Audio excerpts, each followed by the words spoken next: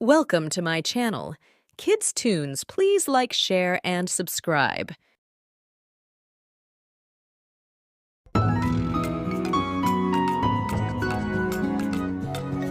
लकीम चंद बहुत ही आलसी था। वो कोई भी काम नहीं करता था, बस दिन भर बेड पर पड़े पड़े सोता रहता था, जिस वजह से लकीम चंद की पत्नी बहुत परेशान रहती थी और उसे उल्टा सीधा बोलती थी। लेकिन उसे अपनी पत्नी की बातों का कोई भी फर्क नहीं पड़ता था। एक दिन, तुम कोई काम धंधा क्यों नहीं करते? कब तक अपने बाप के कमाए हुए पैसों पर आराम फरमाओगे? शुरू हो गया तेरा ड्रामा। रोज रोज एक ही बात बोलकर मेरा दिमाग खराब करती रहती हो। जाओ अपना काम करो। इतना सारा पैसा पिताजी मेरे लिए ही तो छोड़ कर गए हैं, भला वो किस दिन के लिए है? ये पैसे एक दिन खत्म हो जाएंगे, तब क्या करोगे? और तुम्हारे बच्चों का क्या होगा? कभी सोचा है? हमारे पास इतना पैसा है कि हमारी 7 पुश्ते बैठ कर खाएंगे। तू जा, मेरा दिमाग मत खा। इतना कहकर लकीम चंद सो जाता है। रीना भी ये सब सुनकर गुस्से में काम करने लगती है। रीना रोज लकीम चंद को काम करने के लिए बोलती है, लेकिन लकीम चंद कुछ भी नहीं करता। ऐसा ही करते करते 2 साल बीत गए और लकीम चंद का सारा पैसा खत्म हो गया। एक दिन,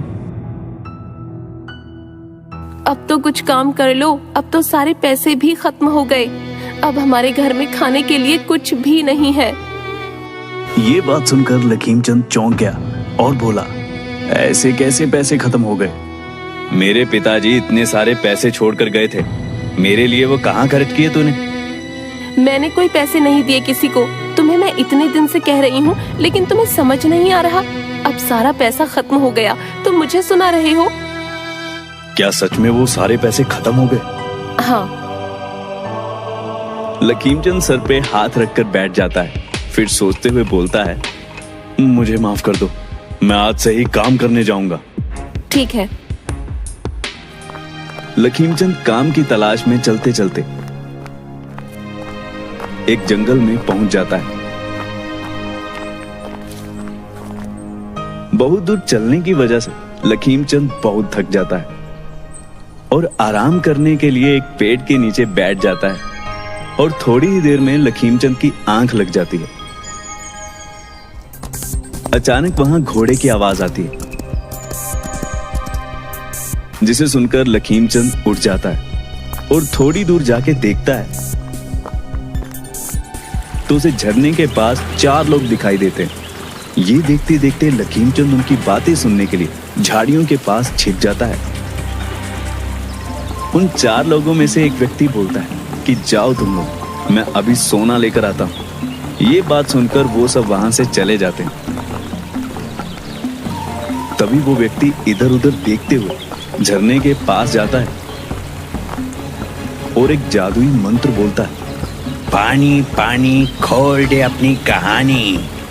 ये मंत्र सुनते ही झरना 2 अलग अलग भागों में बंट जाता है और एक सोने की गुफा बन जाती है। वो व्यक्ति गुफा के अंदर जाता है।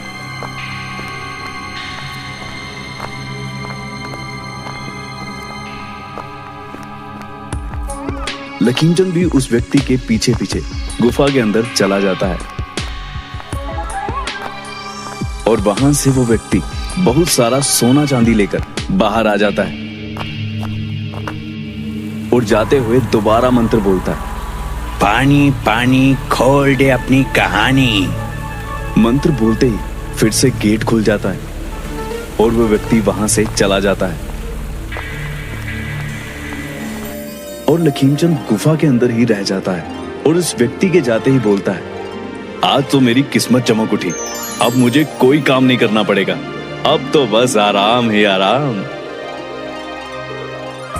लकीम चंद गुफा से बहुत सारा सोना ले आता है और घर आकर अपनी पत्नी को सारी बात बताता है। ये देखो कितना सारा सोना। ये सब आज के लिए ठीक है। अब आप इस सोने से कोई नया काम शुरू कर दीजिए और अब उस गुफा में कभी मत जाइएगा। अब काम की क्या जरूरत है? अब जब ये सोना खत्म होगा, मैं दोबारा जाके वहां से ले आऊंगा। रीना ने लखीमचंद को समझाने की बहुत कोशिश की, लेकिन वो नहीं माना। वो जब सोना खत्म होता, गुफा में जाता और सोना ले आता। ऐसा बहुत दिनों तक चलता रहा। एक दिन, क्यों ना मैं ऐसा करता हूं कि ये सारा सोना एक साथ ले आऊं।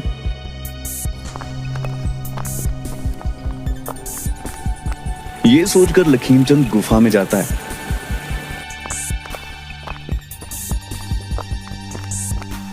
और सोना इकट्ठा करके गुफा से बाहर आने के लिए मंत्र बोलता है। वो इतना खुश होता है कि मंत्र भूल जाता है और हर बार गलत मंत्र बोलता है। पानी पानी तेरी कहानी। पानी पानी क्या है तेरी कहानी। पानी पानी तेरी जुबानी।